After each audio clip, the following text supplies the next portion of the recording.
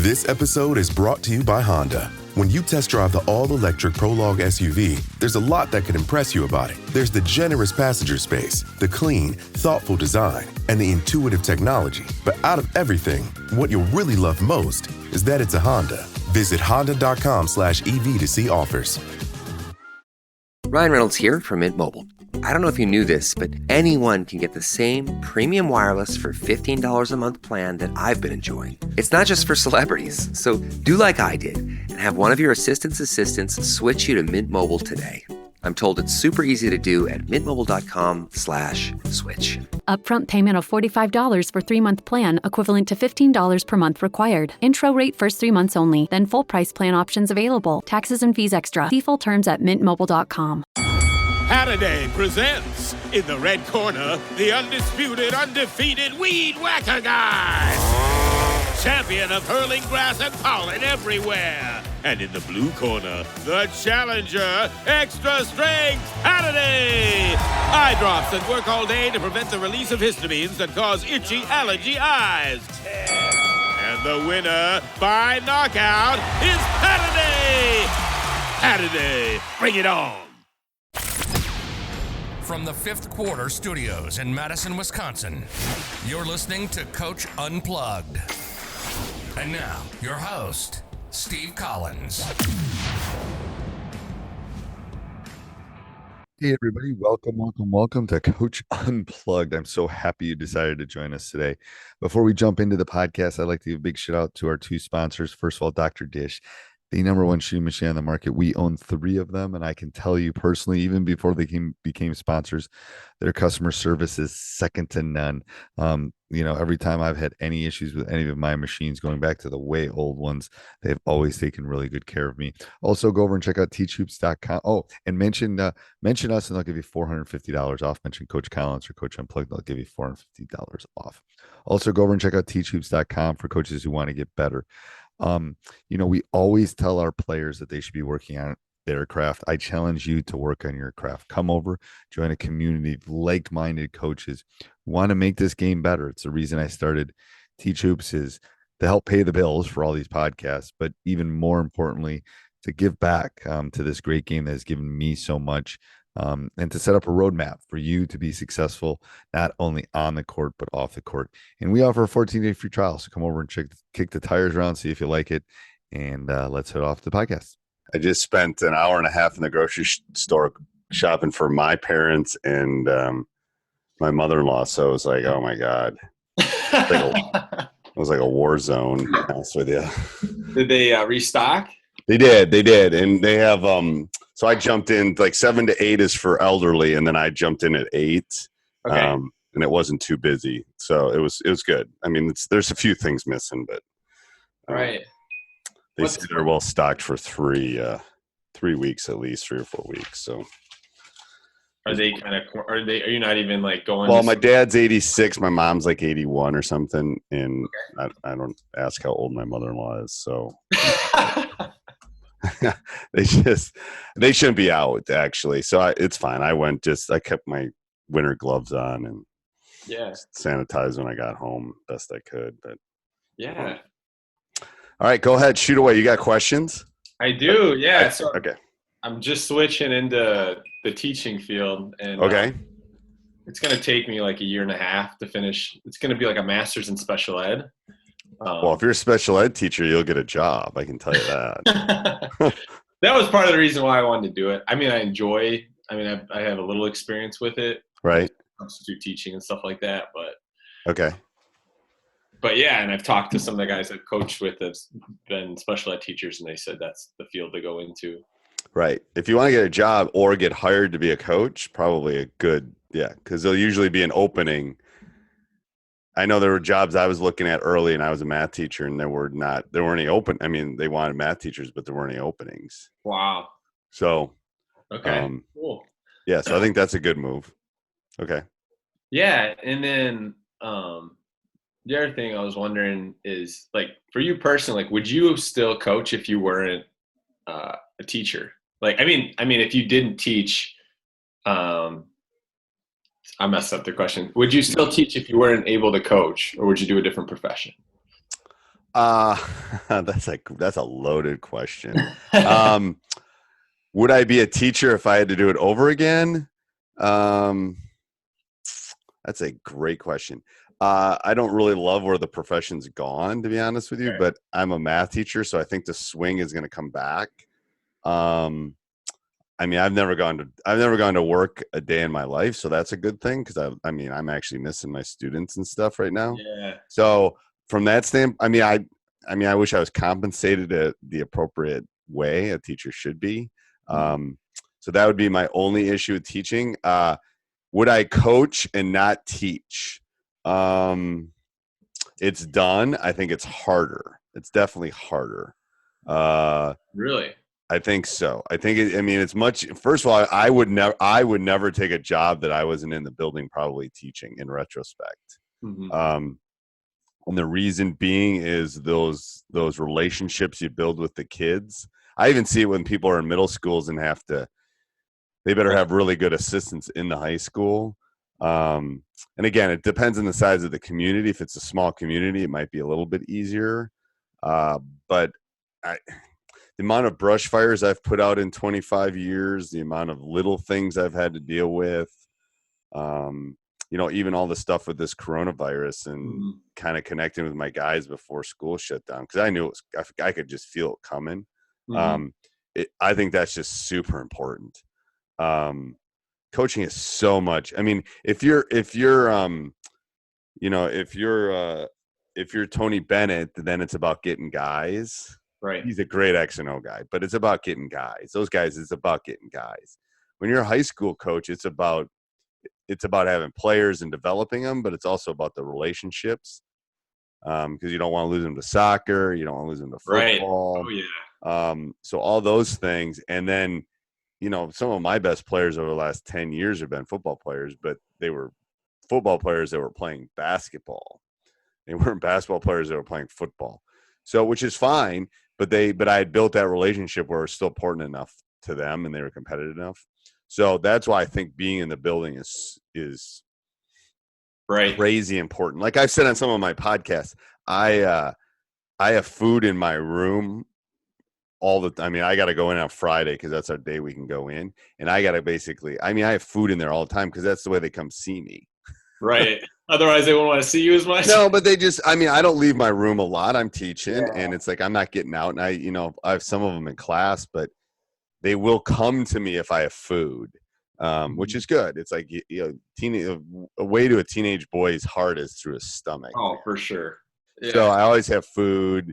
The healthy stuff doesn't go quite as fast as the bad stuff, but so that I'm building that relationship with them, and it slowly over time. And it takes them a little, the shy ones, it takes a while to, come in, say hi, we work on all that kind of stuff. So, I might take a job that I know that eventually I could, like maybe I was a Phi Ed teacher and I could get in the middle school and then eventually I could get in the high school. I would probably do that, but I think it's super important. Especially as a head coach, you're saying. Especially as a head coach. Assistant coach, it doesn't, assistant coach, it doesn't matter as much. But as a head coach, yeah, just because you're dealing, it's like being the CEO. You still got to go to work every day and see everybody. Mm-hmm. The one thing that you said I think is really interesting in the high school that I'm at, as it relates to like football and basketball, because I think a football player can be molded into such a great basketball player just because of the tenacity and the aggressiveness and the toughness. But at the end of the day, basketball is like a skill sport. Right. So in our high school, like, a lot of the good basketball players don't end up playing because they get sucked up by football, and then that commits most of their time. It doesn't make any sense, though. Like, I've got two guys in the NFL right now that played basketball for me. Jester and Doris both played basketball for me. They're NFL football players. And I think Jake Ferguson could be an NFL football player. So I could have three guys in the NFL that have played over the last 7-8 years. And, so how do you negotiate that, or how do you balance that when well, you also got to convince them of their role. You're not going to be the star of this thing, but here's what you can do, and we'll win. We can win. They got to be both Doris Fountain and Jester Wea were both defenders. I convinced them that they wanted to defend and just shut the other person's best player down. So it became like a personal thing for them to just shut the opponents down. So it's almost like I said, it's like playing in the secondary, man. I mean, they were both receivers, but I said it's like playing in the secondary. You're just shutting these guys down. And then, you can do it to the point where they're so athletic, if they're football players, that you don't even have to worry about help side B. The other 4 guys can play help side. I'm just saying, it's like, and Jake was just a muscle, I'm going to rebound. So they're not going to be finesse guys, but they can be physical defender guys. Mm-hmm. So you gotta kind of get that football mentality of like, hey, don't you want to play with your friends? Don't you? Right. You got to get the friend thing. You got to get the competitive thing, and you got to give them a specific role. If you do that, then you can convince them of it, I think. My question is like on the offensive side, like in running like regular offense, and probably the shooting skills and all that. Like, nope, I got them attacking the rim. I do. Okay. I have them attacking the rim, and they go to the offensive glass like it's no tomorrow. So that's their job. Attack the glass, attack the rim. If you miss a layup, we're not gonna be mad. But just who cares about that? I don't care. Yeah, whatever, because they'll probably get their own rebund. And and if they're sagging, when you sag off somebody, it's harder to box them out. So let's say you're the guy I'm defending that can't score. Okay, so you're at the 3-point line and I got a foot in the paint. Great. As soon as someone else shoots the ball, you go try to box out an athletic guy from the 3-point line when you're in the paint. Yeah, virtually impossible. Right. So it almost sucks them out toward them to make them defend them. If you go to the offensive glass, that's what I found out. It was kind of by experiment, but it's like, oh crap, they're not even guarding them. Well, these two obviously are wide receivers in the NFL right now. Hopefully, Jarice comes off of his injury, but you couldn't stop them. Like if they went to the glass, you couldn't stop them. Right. I mean, yeah. And that's awesome. That's demoralizing when guys. In a huge way. Yes. I get some hand sanitizers. We talk just thinking about my grocery shop. In certain sports, I feel like it's just about like having the guys and the dogs, but like how much does your team's success as a basketball team depend on having good players? And then is there kind of the second part of the question, is there enough time to develop average basketball players from freshman year to a conference championship winning team by their senior year? So my saying is there's 2 types of coaches with players and ex-coaches. Okay. That's what I think. I think you got okay. Yeah, they just did an interview with my son and I, and they basically, part of the conversation on the interview was, I said, you take my top 12 guys, I can make a run at the Sweet 16. Like in their prime, I could make a run at it. Wesley's in the NBA. Wow. Oh yeah, it's crazy. When you list, I got every one of them, all 12 of them are high Division I majors. So anyway, so obviously I've had talent, so I can say that jokingly. Right. But an example of, I think you can be competitive, and I think you can make a run at a conference championship with, Drew's going to hate that I say this, but my son's that kind of kid. He's vertically challenged, right? He's 6 foot and he's got 24-inch, 26-inch vertical. It's like, it's whatever, but he can shoot the 3 like no freaking tomorrow. So what you basically have to do if you're going to take average freshmen and make them so you can run and make a conference championship is you got to figure out what everybody's role is going to be. Like you're going to be the point guard. You're going to be a 3-point shooter. You're going to be you got to find the niche or the niche, whatever way you say it, to get into. Hey, everybody. Sorry to interrupt the podcast, but I want to give a big shout out to 2 of our sponsors. First of all, Game Changer. If you're stressed out about keeping stats, if you're stressed out about practice schedule, if you want to keep everything in one kind of place, even live stream or do highlights, go over and check out Game Changer. It's a one-stop shop. Go over and check it out at gc.com/coaching youth hoops. And also one of our new sponsors, Curve. They're giving us a free trial. It's awesome.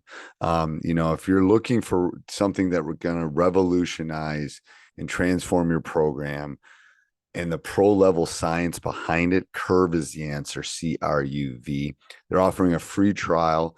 I'm so excited about it. It's pro-level sports science that uses AI to track your players' mental game, their sleep, their nutrition, injury prevention, all that stuff. And what I love most is you get monthly reports adding to your workload. It shares a little bit of everything. It has NFL backing, but it's good for every sports.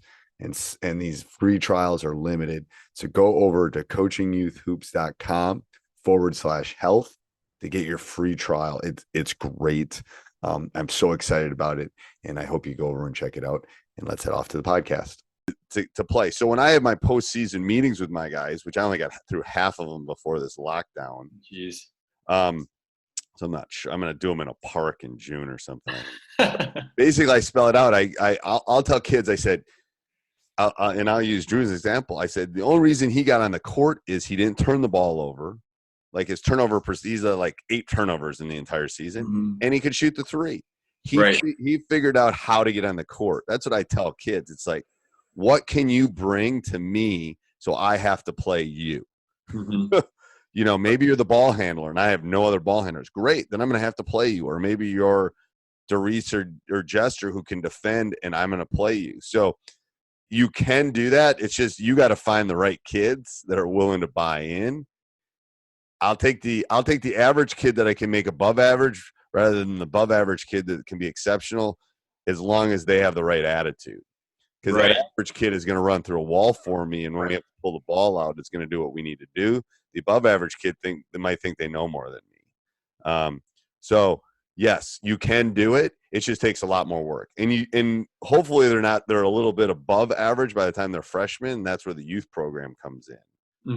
You know, teach them how to shoot, teach them how to dribble, teach them how to shoot. 2 main things. I mean, I can teach them the rest of the stuff. I can teach them the defense. I can teach them the offense. I can teach them how to rebound. I can. So for a feeder program, you think knowing how to shoot and dribble is way more important than knowing offense or defense? Oh, yeah. I mean, I think it's important, and I was talking to a coach the other day. I don't remember where he's from, but I think it's important to spell out, like, here's the basic fundamentals we want in 3rd grade. Here's what we want in 4th grade. Here's what we want in 5th grade. But again, usually that's dad's coaching, blah, blah, blah, blah, blah. You know, that 10,000 shot club, that, repetition. Like I'm like scrambling right now with my coaches, because I'm trying to figure out if I might not see my guys for 2 months. So we're trying to figure out, how can we do workouts? How can they be accountable? You know, how can they get off their Xbox? That kind of thing. So we're thinking of maybe having them videotape their workouts. Yep. A couple days a week, send them in, those kind of things. So, we're just trying to figure out how to navigate here's what you need to do and here's how you can be accountable for it, kind of thing. But the thing that I see a lot, especially in like big sports like football and basketball, is with the AAU and the 7-on-7, the specialized training. One thing that is like really bothering me is like some of these sports that, especially basketball, which should never be this way, it's become pay to play a little bit.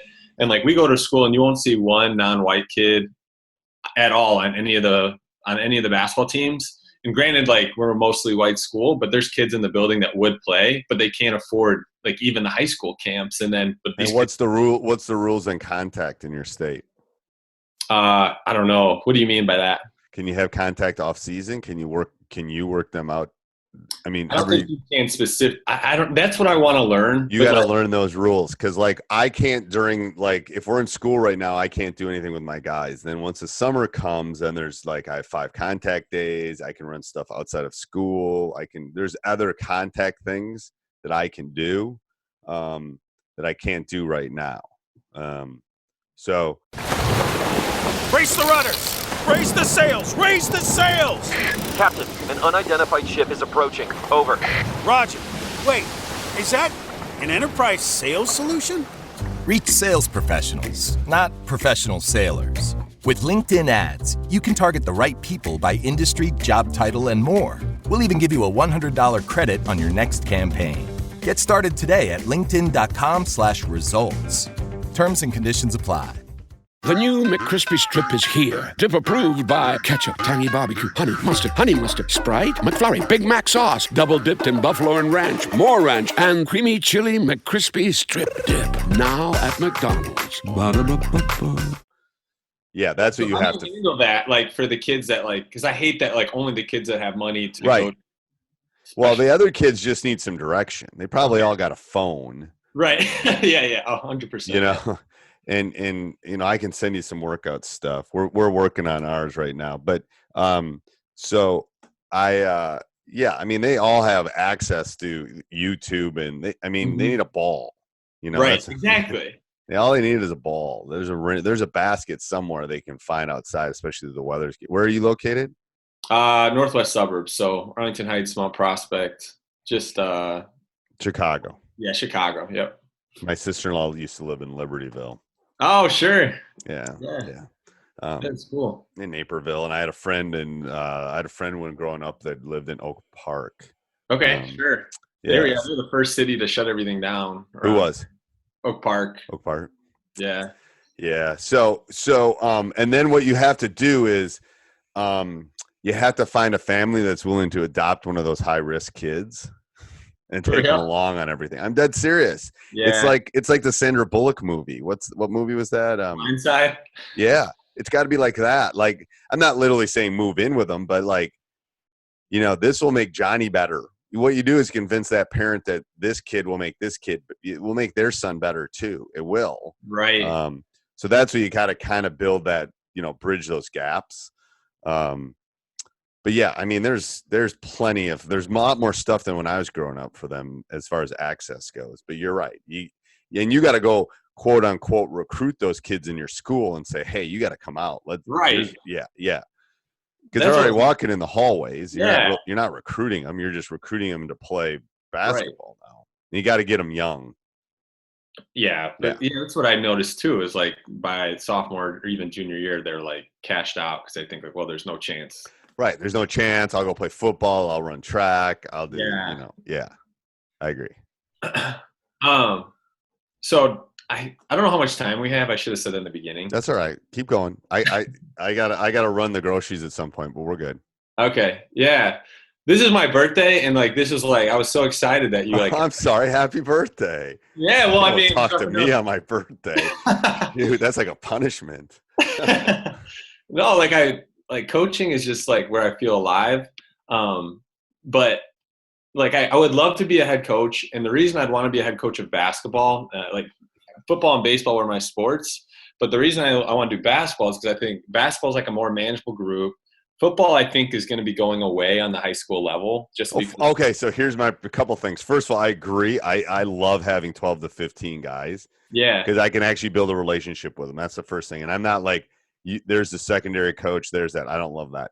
Yeah. I predict that my kids will be the last ones to play football. Mm-hmm. The way we know it now. Because right. the girls that are in my class right now that are seniors aren't letting their kids play for the most part. Wow. Because they know the concussion stuff. It's coming out. I mean, oh yeah. It's they're going to have to change the rules substantially to keep the game. Now, will they? Probably, because it's $1 billion industry, right. The NFL. But they're going to have to do something because it can't be the same game that it is. So that's why I think that's a plus for basketball. So do you have a plan? Do you have a plan about how to become a head coach? Now, some of it's gotten twisted because of this summer's basically toast, I think. Well, that's the thing. I kind of want to like lay out to you like the reasons I'd want to be a head coach. Listen my strengths and my weaknesses. I want you to like let me know if like that's enough to be a head coach or if it makes sense. So the reasons I would want to be a head coach is I'd love to set a culture of the program. Yep.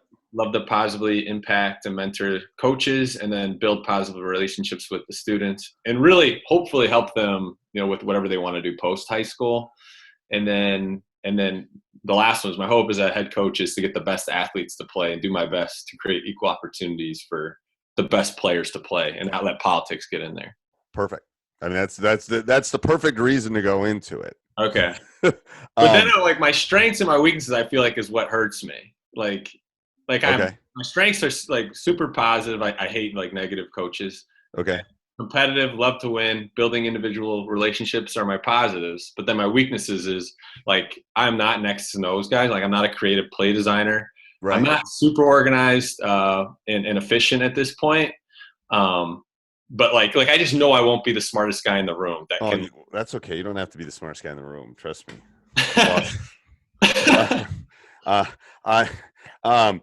My brother tells me every time I walk into a room with him, I'm not the smartest guy. Don't feel bad about it. I mean, I went to Dartmouth and he went to Dartmouth and then Harvard. So, it's like I'm the dumb one in the family. Yeah, of course. Swear to God. Anyway, so X and O stuff, there's a couple things. First of all, the only way you're going to get good at X's and O's is do it. Yeah. Read, watch, ask, and then coach as much as you can. I mean, swear to God, I've coached 600 high school basketball games. I still feel like I don't know what I'm doing. So you have to, you just got to, it's like getting thrown into the deep end. You learn to swim, you just got to go do it and try it. And this will work and this won't work and blah, blah, blah. You just don't want to do that with your first job being an important one. You want to do it with. Right. It's like the Beatles. The Beatles played 50,000 hours before they became the Beatles in like dive bars in England. So you want to go out and do all your stuff on a Saturday in AAU where when you mess up, you mess up. It doesn't matter. So the X and O stuff is just, the X and O stuff is just about practice. Read, watch, ask, do. Those are basically the things I say for young coaches. The organized part is an issue. Yeah. But as you move up the pecking order, it becomes easier. Okay. Because then you just hire people to do that for you. Right. Like I have, you've probably heard on my podcast, I have 3 assistant coaches. One's my basically graduate, my basketball operation guy. He does all the crap that I don't want to do. He's so good. I was texting him yesterday about what we're going to do in the summer, I mean, if Nate quits, I'm done probably. Anyway, so because he does all that stuff, it's perfect. Yeah. And then I've got an X and O guy that I can always like. We should do this. We should try this. He says you're doing too much, Steve. He's always and then you should have a question guy, a guy that always like, why are you doing that? Why aren't you doing that? You sure you want to do that? Think about that. Blah blah blah. So I've got all 3 of those on my staff at this point. That takes time to find those pieces. Right. You don't need 3 X and O guys and no building community guys. Right. So it takes some time to find that. The organized stuff will get easier as you do it more. Right. I was just talking. Teacher will help, hopefully. Yeah, it's like shoot. They don't teach you half the stuff you need the first time you walk into a classroom. Shoot. So you learn it. I mean, I was being observed a couple of years ago with one, and I've been teaching 30 plus years. And I told the principal that came in to watch me, I said, I finally feel like I'm hitting my stride. Like, wow. I think I got this. Like, now they throw internet learning on me on freaking, I'm not sure I can have that. But, so that's the same thing with coaching. It's like you just you'll find your stride on it. But part of it, and this is why I said this summer really sucks for you, is part of getting a head job is networking. And because you never know who's going to open the door for you, right? So that's why you want to try to get out and work. And I don't even know if this stuff's going to happen this summer. You want to get out and work camps, you want to volunteer, you want to do everything you can while you're going to school, because I don't remember who told me this, but then I told my son this when he goes off to college next year. I said, every day you should meet a new person. Like every day you should try to meet a new coach that might open a door for you, might hire you, might say, hey, I got this guy. Like I'm trying to find a JV coach right now. Who am I asking? I'm asking other coaches. You know anybody good? Blah, blah, blah. Who should I hire? Da, da, da, da, da, da, da.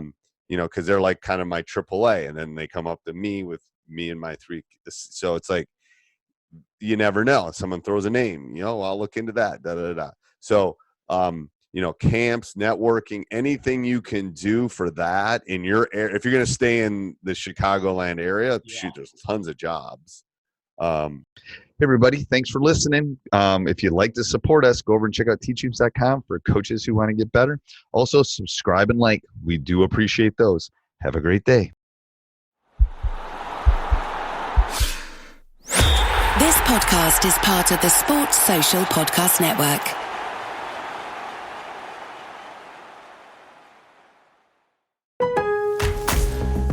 Craftsman Days are here at Lowe's with big savings on the tools you need. Right now, get a free select tool when you buy the Craftsman V20 2-pack battery kit. Whether it's the backyard, the bathroom, or beyond, Craftsman has the tools to help you power through and get the project done right. Because DIYing is unpredictable, but your tools shouldn't be. Shop Craftsman at Lowe's today.